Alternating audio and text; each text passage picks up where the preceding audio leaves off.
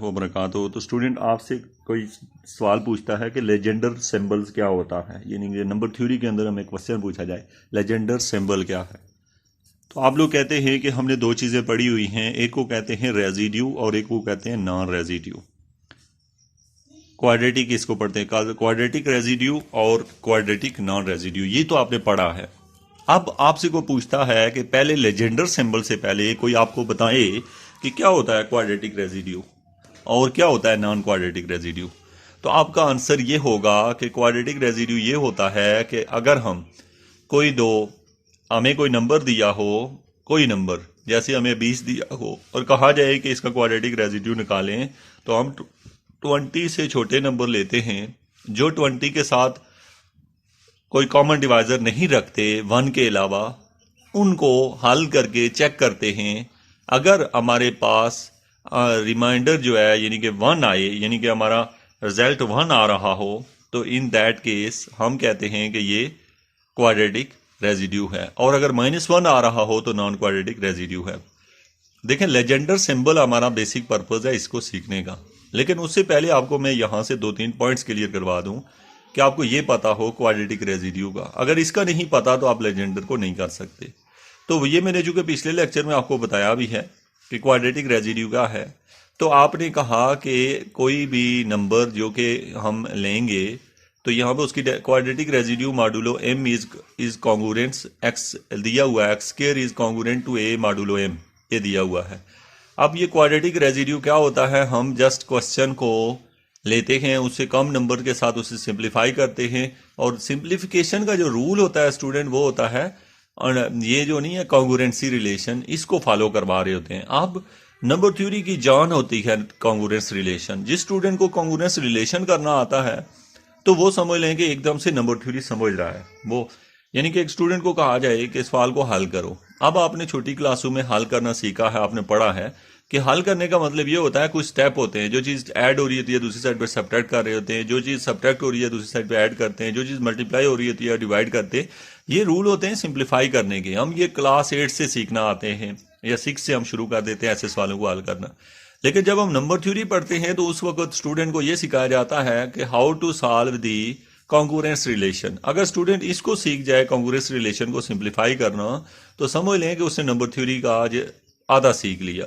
क्योंकि आप मैथमेटिक्स के अंदर जिस तरह कोई भी सवाल पढ़ते हैं और उसे कहा जाता है सिंप्लीफाई, तो आप उसको हमेशा सिंप्लीफाई कर लेते हैं क्योंकि आपको पता होता है क्या करना है, एक्स की कीमत निकालनी है या वाई की निकालनी है। इसी तरीके से टू द पॉइंट आपके जहन में ये होना चाहिए यार कॉन्ग्रुएंसी, यानी अक्सर स्टूडेंट के जहन में ये बात होता ही नहीं है, वो कॉन्ग्रुएंस रिलेशन को ही सिंप्लीफाई करना नहीं जानते। तो वो क्वाड्रेटिक रेजिड्यू कैसे सीखेंगे या नॉन क्वाड्रेटिक रेजिड्यू कैसे सीखेंगे, या उसको स्पेसिफिकली एक सवाल को वो रट्टा लगा लेते हैं कि अच्छा जी ये ऐसे हल होता है। तो आप ये याद रखें, मैं एग्जांपल दे रहा हूँ कि क्वाड्रेटिक रेजिड्यू और नॉन रेजिड्यू क्या होता है। तो आपको बस ये क्लियर हो कि क्वाड्रेटिक रेजिड्यू ये होता है कि हमें कोई सवाल दिया होगा और उसमें कोई नंबर दिया होगा सिर्फ। अब वो नंबर पॉजिटिव भी हो सकता है नेगेटिव, कोई इंटीजर दिया होगा। अब आपको कोई कहता है कि -50 का क्वाड्रेटिक रेजिड्यू निकालें। अब -50 के क्वाड्रेटिक रेजिड्यू बहुत सारे निकलेंगे और नॉन क्वाड्रेटिक रेजिड्यू भी बहुत सारे निकलेंगे, लेकिन उसका क्राइटेरिया ये होता है कि आपने कौन कौन से नंबरों से क्वाड्रेटिक रेजिड्यू निकालना है। यानी कि ये जो डेफिनेशन देख रहे हैं आप, x congruent to a modulo m, इसमें जो a है, a की जगह पहले आप 1 रखेंगे और m की जगह आप 50 रखेंगे, फिर a की जगह आप 2 रखेंगे, m की जगह 50 रखेंगे, a की जगह 3 रखेंगे, m की जगह 50 रखेंगे, a की जगह 4 नहीं रखेंगे क्योंकि 4 और 50 का कॉमन डिवाइजर 2 आ जाता है। तो सो आपने, बल्कि शुरू में मैंने 2 बोला, 2 भी नहीं रखेंगे क्योंकि 2 भी 50 को डिवाइड कर रहा है। यानी कि हमने a की जगह वो वैल्यू रखनी, चेंज करते जाएंगे जो वैल्यू m के साथ कॉन्ग्रुएंट्स हों, सॉरी जो जिनका कॉमन डिवाइजर यानी 1 आता हो, सिर्फ 1, उसके अलावा कुछ और ना आता हो। तो बस a की जगह वो वैल्यू चेंज करते जाएंगे, सिंप्लीफाई करते जाएंगे। याद रखें कि जब भी हम कॉन्ग्रुएंस रिलेशन को सिंप्लीफाई करते हैं तो उसका आंसर या 1 आता है या -1 आता है। अगर आपका आंसर 1 आता है तो इन दैट केस वो रेजिड्यू है, क्वाड्रेटिक रेजिड्यू है, और अगर -1 आता है तो नॉन क्वाड्रेटिक रेजिड्यू है। तो ये आपको क्लियर होना चाहिए। अब उसके बाद आज का जो हमारा बेसिक टॉपिक है वो है लेजेंडर सिंबल। अब स्टूडेंट सवाल है लेजेंडर सिंबल होता क्या है, तो आपका आंसर है कि लेजेंडर सिंबल जो होता है वो यानी कि क्वाड्रेटिक रेजिड्यू को लिखने का एक तरीका है, उसको लेजेंडर सिंबल कहा जाता है। कैसे लिखा जाता है इसको देखें, डेफिनेशन क्या है। कि लेट पी बी आ आड प्राइम, पी कोई आड प्राइम है वही जो आपको दिया हुआ है, and let a be a integer, और ए को इंटीजर है तो ए पी इक्वल टू 1, तो ए पी क्या है इक्वल टू 1 आ रहा है। तो स्टूडेंट आपने, चूंकि हम पढ़ क्या रहे हैं लेजेंडर सिंबल, तो आपने क्या कह दिया कि अगर हमें कोई पी आड प्राइम ने दिया हो और ए कोई इंटीजर हो, अब पी कहां से आता है ये आपको दिया होता है, ए कहां से आता है ये आप खुद से, आपको पता है कि हम खुद से चूज करते हैं। अच्छा, ये दोनों हमने ले लिए और उन दोनों के दरमियान रिलेशन ये है कि उनका जीसीडी 1 आ रहा है।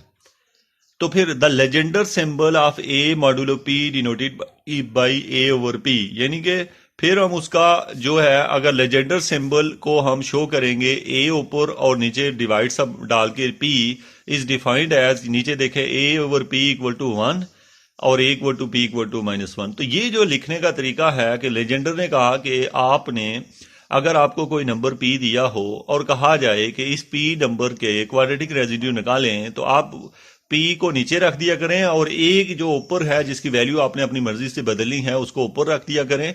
ऊपर एक दफा 1 लिखते हैं, नीचे -1 लिखते हैं, 1 लिखें क्वाड्रेटिक रेजिड्यू मॉडुलो पी के लिए और 2 लिखें क्वाड्रेटिक, -1 लिखें quadratic non residue modulo P के लिए। तो सिंपली ये है आपका लेजेंडर सिंबल, जिसको आप समझ गए होंगे लेजेंडर सिंबल होता क्या है। 1 ओवर पी जो लिखा है आपने, इसको हमने लेजेंडर सिंबल कहा है। अब यहां पे कुछ पॉइंट्स होते हैं जो एमसीक्यूज में पूछे जाते हैं, वो देख ले। Note that the modulo in this definition and in all result below is restricted to a odd prime or prime other than 2. Once can extended the definition and most of the result to composite modulo, but things get a lot more complicated then. तो यहाँ पे आपको ये बताया गया है कि definition से ये बताया गया है कि जो इसके ऊपर क्या है, कुछ रिस्ट्रिक्शंस हैं, कुछ पाबंदियां हैं कि एक क्या हो, आड प्राइम हो, और फिर प्राइम मोर अदर देन 2, और यहां पे हमने लिया है 2 भी प्राइम है लेकिन 2 को उस खाते में हम नहीं रखेंगे। एक बात ये याद रखिएगा कि आपके पास ये जो पी दिया हुआ है इसकी जगह आप 2 नहीं रख सकते, इसलिए क्योंकि एक प्राइम भी छोड़ना है, 2 भी। ये बड़ा खास एमसीक्यूज बनता है कि जैसे आपने पढ़ लिया कि लेजेंडर सिंबल जो है वो यूज होता है, प्राइम नंबर्स दिया होगा और फिर ये हम अपनी मर्जी से लेंगे, लेकिन 2 भी प्राइम है लेकिन 2 को हम कंसीडर कभी नहीं करते। और फिर इससे हमने कहा कि इस डेफिनेशन को हम एक्सटेंड कर सकते हैं, most of the result to the composite modulo but things get a lot. बाकी ये कह रहा है कि यहाँ पे ज़ाहिर है इसको सॉल्व करना या कॉम्प्लिकेटेड थोड़ा बहुत हो सकता है, लेकिन इतना नहीं है कि इजी है ये, इसमें कोई मसला नहीं है। अब स्टूडेंट आप पढ़े लेजेंडर सिंबल, आप देखें लेजेंडर सिंबल के इस्तेमाल, यानी कि हम इसका यूजेज देखने लगे हैं, तो प्रोपोजिशन में देखें कि आपको प्रॉपर्टीज ऑफ लेजेंडर सिंबल इसको कहा जाता है, क्या क्या है ये आपने याद रखनी है, आपसे कहीं भी एमएसक्यूज में पूछी जा सकती हैं। तो आपको कहा जाता है let p be the odd prime, p क्या है, आड प्राइम है, and let a b belong to integers with a p equal to 1 and b p equal to 1। A और बी जो है वो इंटीजर्स हैं और ए पी इक्वल टू 1 है और बी पी इक्वल टू 1 है। मे बी यहाँ पे होना ये चाहिए a b belong to integer नहीं आना चाहिए, a b belong to natural number आना चाहिए, लेकिन चलें उसने लिखा है जेड। तो अब नेक्स्ट है, पहली प्रॉपर्टी में दिया हुआ है नंबर 1 में पीरियडिसिटी इन द न्यूमिनेटर। अच्छा, पीरियडिसिटी इन द न्यूमिनेटर का मतलब होता है कि जो न्यूमिनेटर है, यानी जो नीचे वैल्यू दी हुई है वो रिपीट हुई है। देखें, दो ए के नीचे भी पी है, बी के नीचे भी पी है, इसको कहते हैं पीरियडिसिटी। मीन के आपका दोनों के नीचे जो न्यूमिनेटर है वो सेम है, चेंजिंग आ रही है। तो अब लिखा हुआ है a congruent to b modulo p, तो देन अगर ऐसा लिखा हो तो इसका मतलब लिया करेंगे a over p equal to b over p. ठीक है, तो इसको पढ़ते क्या है, पीरियडिसिटी ऑफ अ न्यूमिनेटर, क्योंकि न्यूमिनेटर रिपीट हो रहा है। उसके बाद प्रॉपर्टी नंबर 2 है कि कंप्लीट मल्टीप्लिकेसिटी इन द न्यूमिनेटर, यानी कि आपके पास न्यूमिनेटर जो है वो क्या हो रहा है, मल्टीप्लाई करके। लेकिन वहां आना पी का जैसे स्क्वायर चाहिए तो खाली पी लिखा जाता है। अगर ए बी और पी हो तो इसको हम क्या कहते हैं, मल्टीप्लिकेटिविटी इन द न्यूमिनेटर।